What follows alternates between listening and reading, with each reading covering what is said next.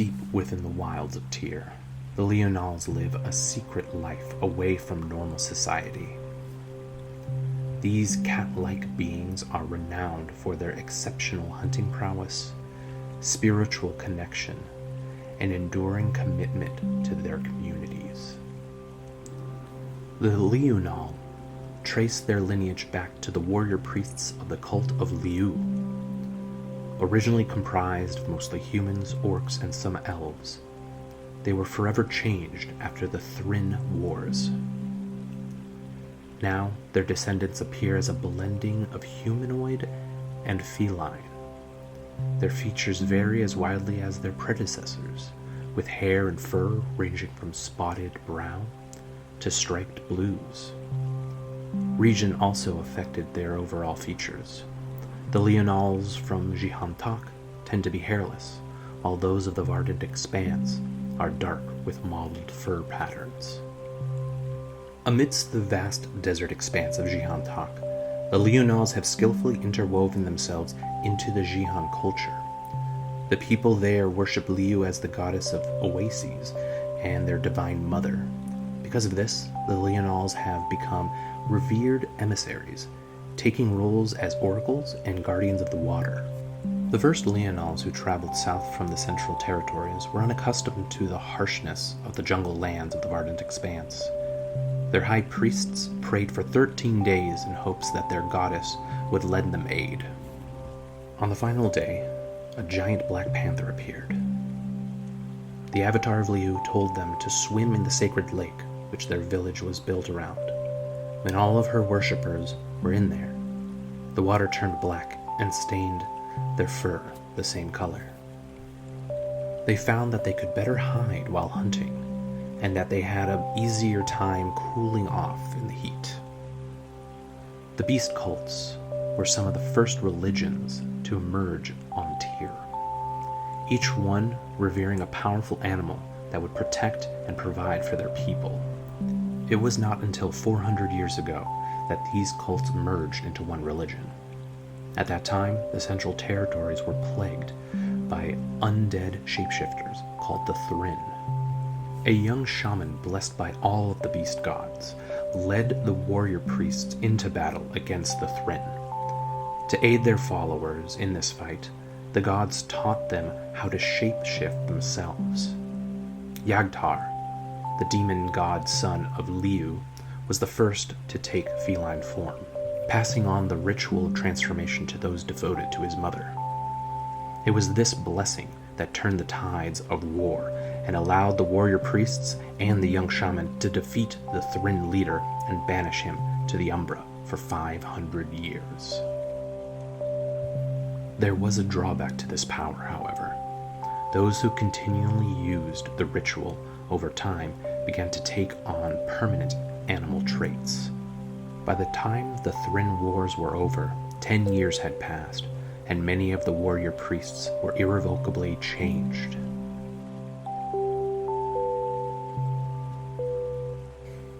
At one time, the Leonals, along with the other beast folk, were quite common throughout the Central Territories, but after the rise of the Rhotic Empire, they were all forced into hiding, or risk extermination. As physical representations of the old gods, they were branded a threat to the Church of the Golden Conquest, and so labeled creatures of shadow. Yagtar, who had led the Leonals since the beginning, was one of the demigods slain by Casimir Tempest during his campaign across the Central Territories.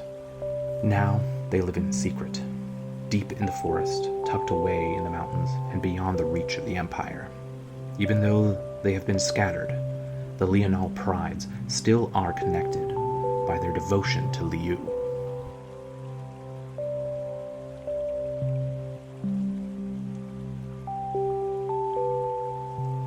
The beast goddess favors those who provide for the community, and so her people view hunting as a sacred art, weaving it into every aspect of their culture. At a young age, Leonals are introduced to the subject through games like Lightfoot, where players hunt for a small leather ball full of incense. The player who can keep hold of the ball the longest wins. A pride is a small community of Leonals made up of both individuals and families. Most prides only consist of around 40 Leonals, though a settlement may be home to multiple prides. They are always led by the strongest member of the community, whether it be physically, spiritually, or magically. Due to their battlefield origin and their recent exile, Leonals are also expected to know how to defend themselves and the pride. The Lixion prides of Iceguard are some of the most battle-hardened Leonals to exist, vying for territory against the Aldinari and even standing up against the giants that roam the tundra. Every year a tournament is held to decide which pride leads the rest through the next cold season. The practice of thaumaturgy is rare, but not unheard of among the Leonals. Magi usually take the role of teacher, passing on their knowledge and wisdom to the younger generation.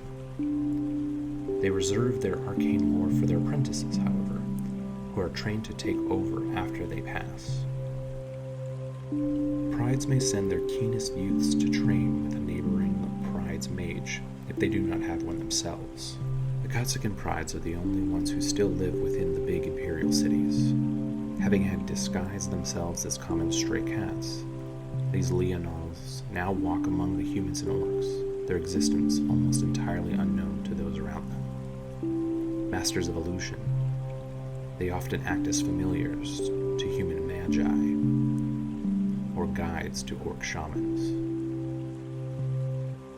The arcane arts are highly prized among the Katsukin, guarding their secrets from even their own kind.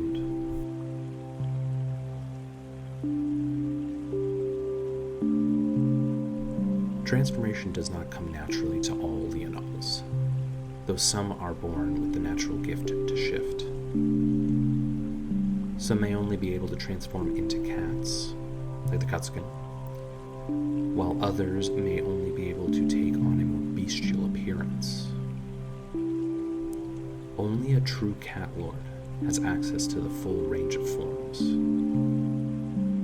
The tradition of warrior priests is still practiced in most prides, and those with strong enough will may go through the ritual of transformation.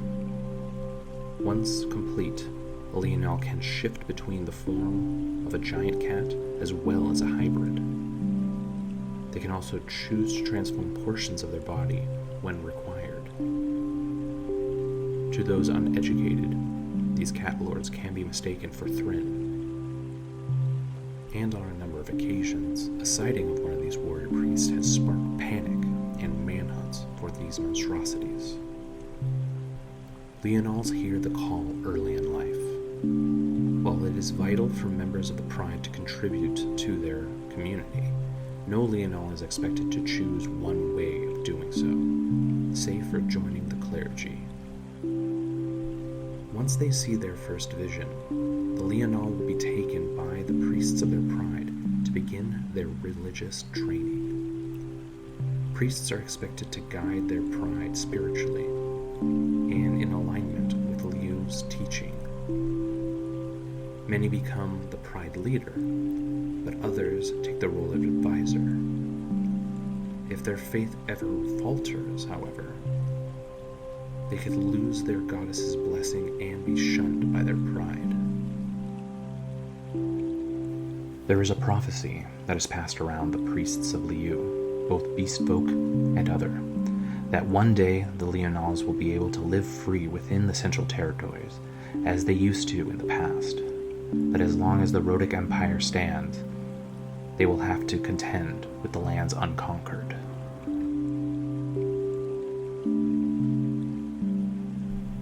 Thank you for joining me on this exploration of the Leonals. If you like this video, it's not the first, and it won't be the last. So click like and subscribe, and I'll see you in the next entry of Acleon Chronicles.